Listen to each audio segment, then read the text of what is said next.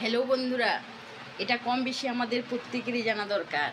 কেননা আমরা আমাদের মেয়েদেরকে অনেকেই খারাপ চোখে দেখে। ঠিক আছে, মেয়েরা ভালো কাজ করলেও খারাপ, আর খারাপ কাজ করলে তো সে ছেলে হোক মেয়ে হোক সবাই খারাপ হবে। কিন্তু কিছু মেয়ে যাদের না প্রশংসা করলে হয়তো খুব কম বলা হবে। আমাদের ফেসবুকে ভালো কাজ করে, সবার সাথে সবাই এক নামে ফেসবুকে চিনে, পিঙ্কি পাত্র। ওকে আমি আজ ফেসবুকে অনেক দিন পরে আমার ফেসবুকে ওকে আমি দেখে আমি আমার সেই পুরনো বন্ধু, যার সাথে 12 বছর আগে গল্প করতাম, একসাথে বসে সিঙ্গারা খেয়েছি, স্মৃতির পাতায় অনেক কিছু লেখা আছে, তার তখন সেই সম্বন্ধ হবু হবু করছে। আর আমি আমার কলেজ লাইফ, আমার মাস্টার ডিগ্রি, বিএড এই সমস্ত জার্নিটা কমপ্লিট করেছি তার 5 বছর আগে, তারপরে আমার ওর থেকে 5 বছর পরে বিয়ে। তো পিঙ্কির সাথে আমার যে বন্ধুত্বটা ছিল সেই সময়, তারপরে আর দেখা হয়নি।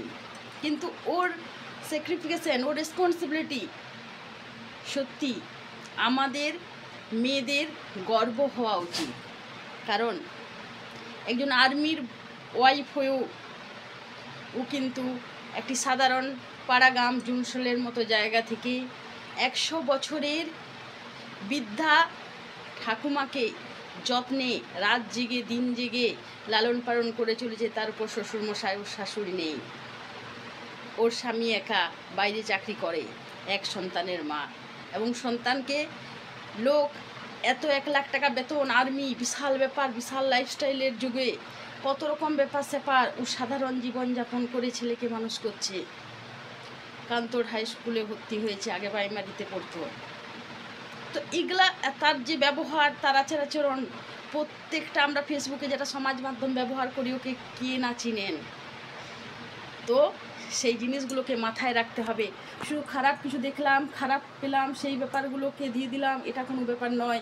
কিছু ভালো জিনিসকেও তুলে ধরতে হয়। এই ভালো জিনিসগুলোই ভালো কাজ দেবে সমাজে। এই সিনেমা হয়, নাটক হয়, যেগুলো সমাজের গল্প তুলে ধরা হয়, আমাদের বাস্তব জীবনেরও কিছু গল্প তুলে ধরা উচিত আমি মনে করি।